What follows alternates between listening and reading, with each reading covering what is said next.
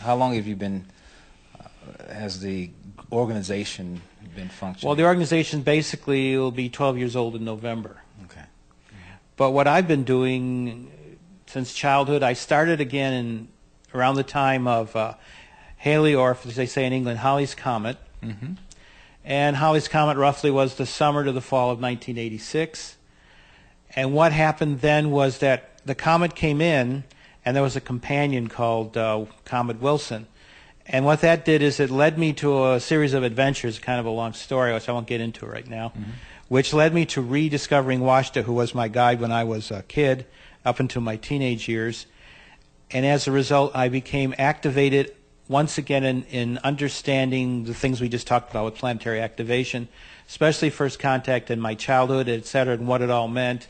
And the time had come to bring it all out again. So as a result, I spent a couple of years in the late 80s totally learning again the stuff that they had taught me when I was a kid, bringing it out again, modernizing it, bringing it up to speed, so to speak. And then in the early 90s, I started my lectures. The first one was in, let's see, when was it? Spring of 1992. Okay. And then I did the first lectures in the Bay Area, which really started the whole thing again in, let's see, when was that? That was in the late summer to the early fall of 1993.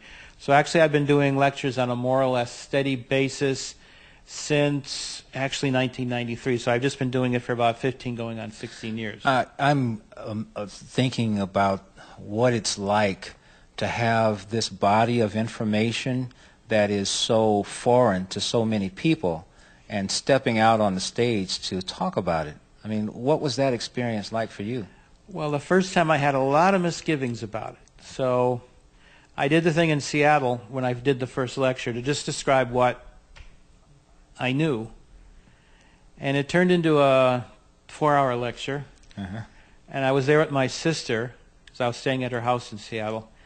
And I wound up talking and talking and talking. And finally my sister, who's a cardiac nurse, said she had work tomorrow and she had to go home. So I had to go with her since that was how I got there. That was your ride, huh? So I did that, and the strange thing was that all these people came and almost surrounded the car and were still trying to ask questions while she was pulling out of the parking lot and leaving. Mm-hmm. So that to me was that's a good response. That was a little mind-blowing, let me tell you, because I am a person who most of my life, when I talked in public, I tended to get nervous and stutter. As a matter of fact, when I was a kid, and they told me I was going to be doing this stuff, they said, lecturing before people? I said, no way, no way. I mean, I was this very shy, not very socially oriented type, and I was totally freaked out by this. Yeah. Because I said, how am I going to deliver information to people in a way that makes people draw into it and be interested in it if I can barely speak and I really am not very comfortable? I get flustered and overwhelmed in front of people, but it was amazing. When I first started doing it on a larger scale in 93, 94, I suddenly lost all of that. I spoke crisply and clearly. Basically what they did was they decided to help me out. So I would have a person assigned to me, and I would just basically listen to what they were doing, and they would also have it in front of my eyes. So what I was doing, it was kind of like people today, politicians or actors, when they deliver speeches, with like a teleprompter. A teleprompter, okay. And not only that, it was like somebody whispering in your ear. Uh-huh, okay. So one day I was doing a radio television interview, and one of the guys said, well, how does this all happen? And so they opened up the cone that they had around me to where he could hear it, and he was amazed. He said, I can hear that. I can hear that woman talking to you. Uh-huh. So that was also another little confirmation that I wasn't crazy, that it was real. Yeah, yeah. So I have found it to be interesting because I used to tell people, not so much anymore, although some people it does happen to still, where if they sat in the front row right in front of me, because of the energy, they'd fall asleep. Mm-hmm. One of the most famous ones of this happened, this one lady had me speak at her house, and her husband was really skeptical about this whole stuff. So he sat down right in front of me, like, right about where the camera is here, with his dog, and his dog was at his feet. And so I started talking, And the next thing we knew, he was nodding off and snoring away while I was talking, and so was the dog. The two of them were making music, snoring music with one another. Oh, my goodness. You're listening to Talk for Food on WebTalkRadio.net with Adam Abraham, and my guest is Sheldan Nidle of the Planetary Activation Organization. This is from a conversation that I had with him recently as we envision and discuss a new world that is unfolding for us, even as we speak. Well, you know, there's a different perspective now. We have a different interpretation when someone falls asleep, because oftentimes it literally means, one, there's relaxation, and actually healing can occur. Right. And so it's not really a knock against the person anymore. I've gotten to a point where I don't take it personally if I put someone to sleep. Well, I just saw it, because it happened quite a few times. I just saw it as they were probably learning things because they were so skeptical. They had to learn them on different levels so that their process of how they operated... Had to turn the ego off. Right. Mm-hmm. That's the thing about it, too, because the ego could begin to edit and to, well, I don't think so, or where do you get... I mean, you start doing all that, maybe it's better that they be asleep, so it does get in. And it was fascinating because when I would stop, they'd get right up. They'd wake right up and they'd go like, well, when's this thing going to get started? And stuff like that.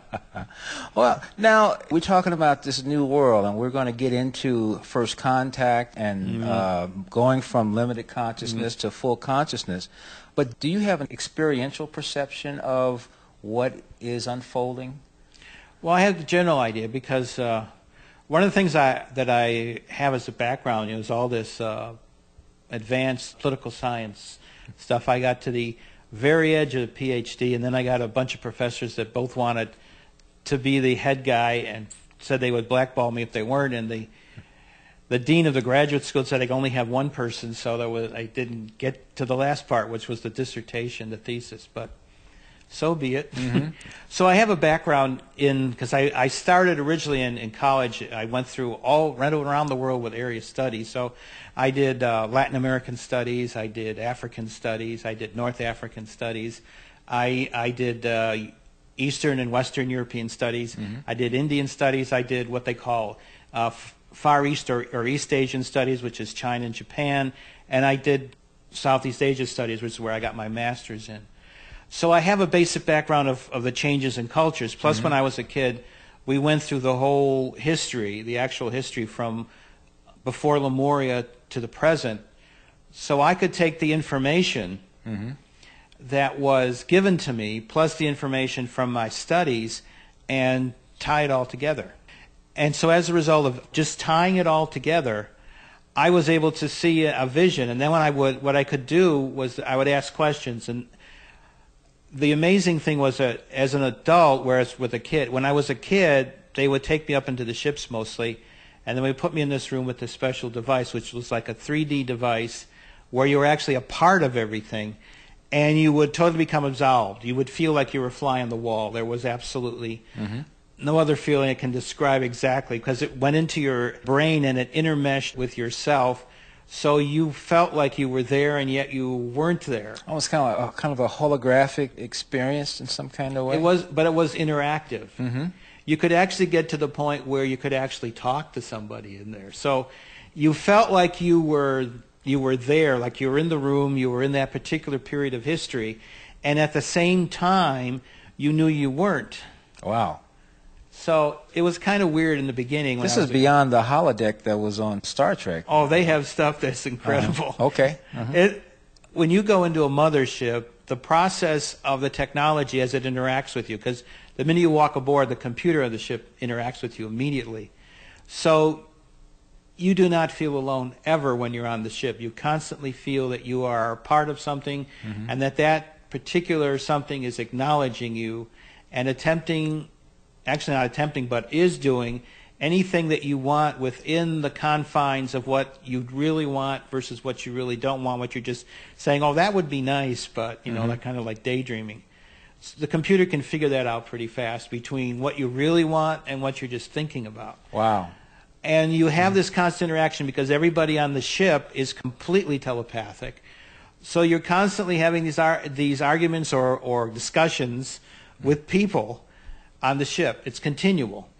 And so there's